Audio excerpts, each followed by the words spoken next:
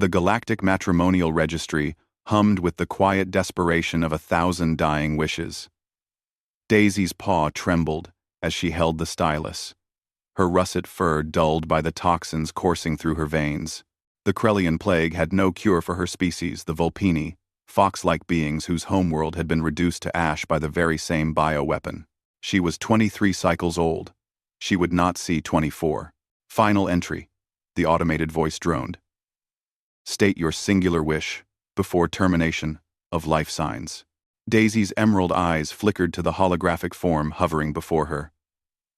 In Vulpini culture, to die unmated was to die incomplete, a soul forever wandering the cosmic void.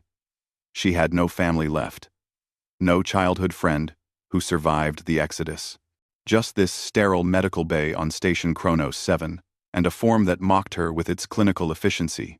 I wish, she whispered, her voice barely audible through the oxygen mask, to be someone's wife, even if only in name, even if only for a day.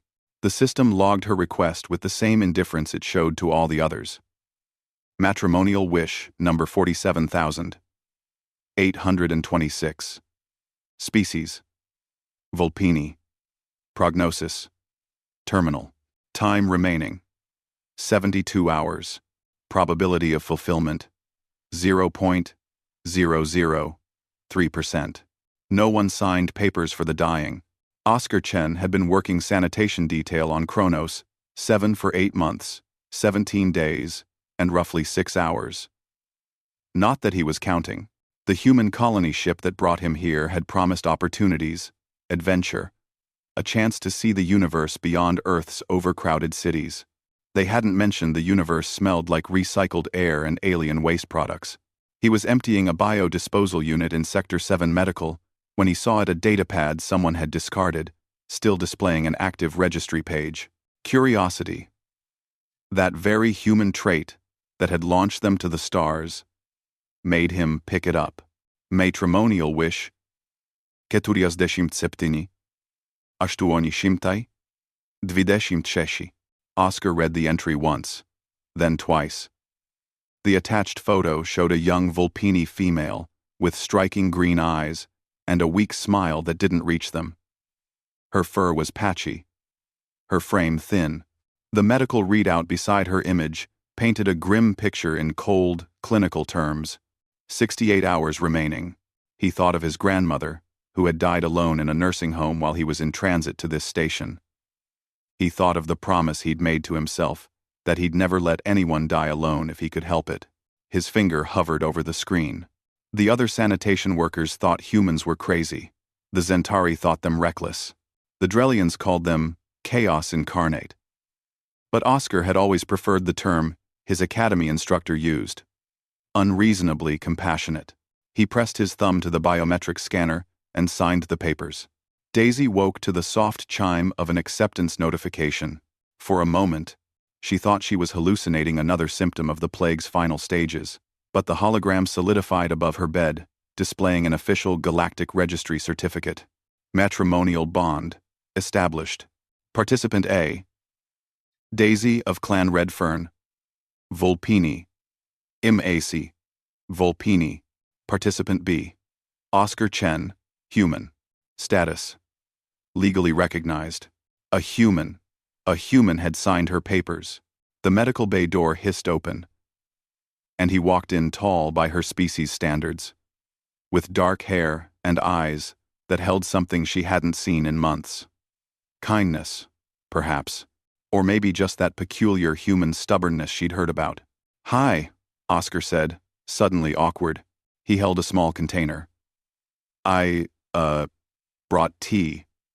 I don't know if Vulpini drink tea, but I read that ginger helps with nausea across, 17 species. So I figured." "You signed," Daisy interrupted, her voice cracking. "Why would you sign?" Oscar set the tea down and pulled up a chair beside her bed. "Because you asked. Because no one should die alone. Because—" He paused, searching for words. "Because it costs me nothing but time. And you deserve to have your wish granted." Tears streamed down Daisy's furred cheeks. In the grand calculus of the universe, this changed nothing. She was still dying. The plague was still incurable. But for the first time since her world burned, she didn't feel utterly alone. "I have no dowry," she whispered. "No family to offer you alliances. I have nothing." "You have 68 hours," Oscar said gently. "And if you're willing, I'd like to spend them getting to know my wife." They talked through the cycles.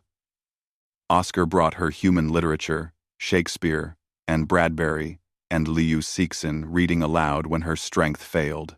Daisy taught him Volpini finger songs, ancient melodies that her mother had taught her. He told terrible jokes that made no sense in her language until he explained them 3 times. And then she laughed until her sides ached. He never left her side. The medical staff whispered about it, the human who had bound himself to a dying alien for no conceivable gain. It made no sense to the logical Zentari, who calculated every social exchange. The Drellians found it wasteful. But the other humans on the station understood. They brought flowers from the hydroponics bay. They sent messages of support, because this was what humans did. They signed papers for the dying. They stayed when it was illogical. They cared when it was inconvenient. On the final night, as Daisy's breathing grew shallow, Oscar held her paw in his hand. "Thank you," she whispered, her voice barely a breath. "For making me whole." "Thank you," Oscar replied, his own voice thick with emotion. "For reminding me why we came to the stars in the first place." When her vital signs finally flatlined, Oscar sat with her for another hour, holding her paw until it grew cold. The nurses gave him privacy. They had learned not to rush humans through their grief. 3 weeks later, a delegation from the surviving Volpini clans arrived at Kronos 7. They had heard of the human who honored their traditions, who gave a dying daughter of Volpinia the dignity of her final wish. They came bearing gifts, offering alliances, speaking of debts that could never be repaid. Oscar accepted their gratitude with quiet grace, but when they asked what he wanted in return, he simply shook his head. "I didn't do it for a reward," he said. "I did it because it was right." And in that moment, the Volpini understood what the rest of the galaxy was slowly learning.